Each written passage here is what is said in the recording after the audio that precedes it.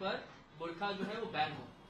क्योंकि हमारी सरकार जो हिंदुत्ववादी विचार की सरकार है, हम कोई भी तुष्टीकरण की राजनीति सहन करेंगे नहीं और करने देंगे भी नहीं।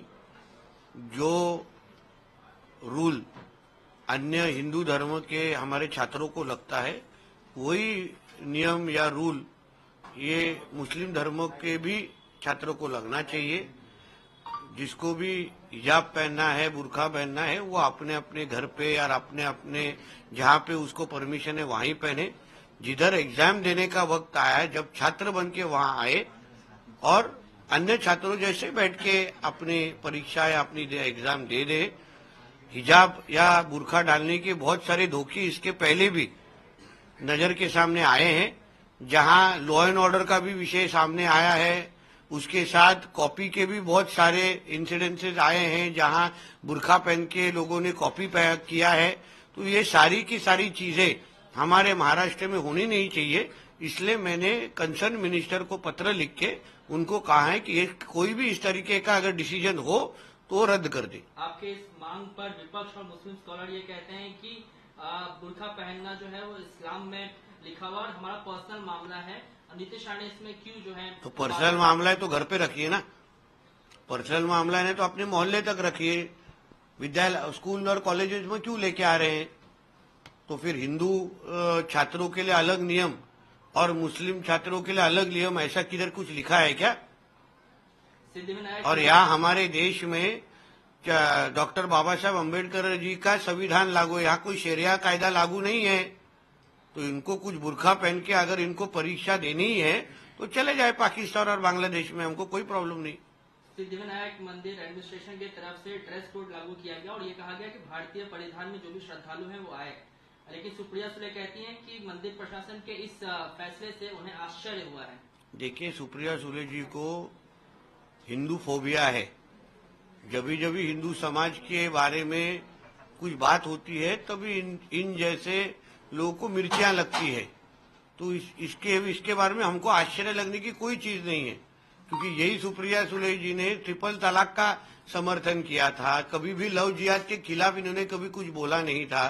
तो इसलिए आज जब हिंदू समाज के लिए कुछ अच्छा निर्णय हमारे सिद्धिविनायक ट्रस्ट ने लिया है तो सुप्रिया सुले जी का जो उत्तर आया है, जवाब आया है, वो हमको अपेक्षित है। उसके बारे में आश्चर्य करने की कोई जरूरत नहीं। यूपीए के सांसद हैं अरविंद सावंत, वो वक्फ बोर्ड को लेकर सॉफ्ट कॉर्नर दिखा रहे हैं, जबकि पार्टी की लाइन उनसे अलग है। आपको क्या ये लगता है कि उद्धव ठाकरे जो है वो सुर में सुर मिलाने? देखिए, ऐसा है, उद्धव ठाकरे ये मुल्ला उद्धव ठाकरे हो चुके हैं।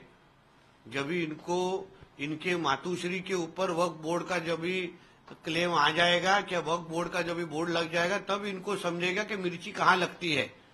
आज जिस तरीके से हमारे हजारों और लाखों हिंदू प्रॉपर्टीज ये वक्फ बोर्ड ने उसको गलत तरीके से उनके ऊपर क्लेम किया है, इसलिए वो दर्द ये उद्धव ठाकरे कभी समझ नहीं पाएंगे।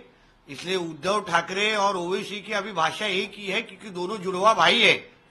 और उद्धव ठाकरे की पार्टी ये महाराष्ट्र की मुस्लिम लीग है, इसलिए उनके तरफ वक्फ बोर्ड का समर्थन होना ये आश्चर्य करने की बात नहीं है। इसका जवाब आने वाले वक्त में हिंदू समाज उद्धव ठाकरे के पार्टी को जरूर देगा। मुंबई समेत पूरे महाराष्ट्र भर में अवैध रूप से रह रहे बांग्लादेशियों को लेकर कार्रवाई हो रही है। आप सर एक प्रखर उसमें आपकी आवाज रही है, क्या लगता है कि जो कार्रवाई चल रही है उसमें और तेजी लानी चाहिए, क्योंकि जगह जगह इस तरीके के जो बांग्लादेशी हैं वो भरे पड़े हुए हैं? देखिए, ये बांग्लादेशी और रोहिंग्या नाम के कीड़े मकोड़ों को सच्ची में तो खत्म ही करना चाहिए। जिस तरीके से घर में अगर कीड़े मकोड़े आ जाए तो हम जिस तरह से पेस्ट कंट्रोल करते हैं और उनको खत्म कर देते हैं, वैसे उसी तरीके से महाराष्ट्र में ये जो कोई बांग्लादेशी और रोहिंग्या रह रहे हैं इनको खत्म करने का काम, यहाँ से नष्ट करने का काम हमारे महाराष्ट्र की सरकार जरूर करेगी। हमारे देवेंद्र फडणवीस जी के नेतृत्व की सरकार जरूर करेगी।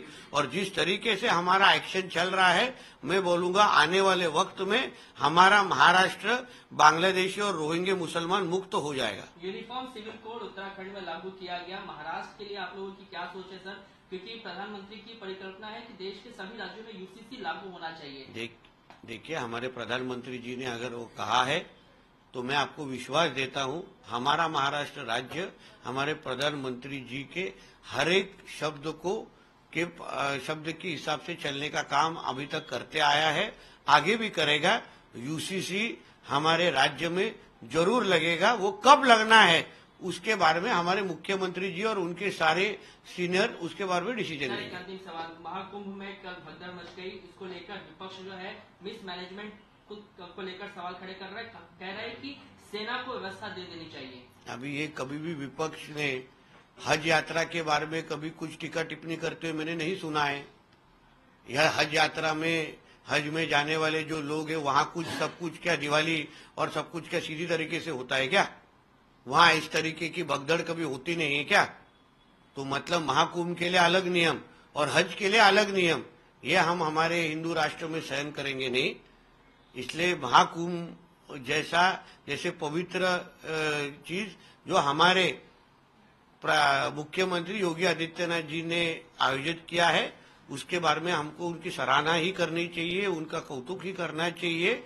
और जो कुछ भी ये इसमें कुछ जो हादसा हुआ है उस बारे में हमारी यूपी सरकार उस बारे में पूरा ख्याल रखेगी।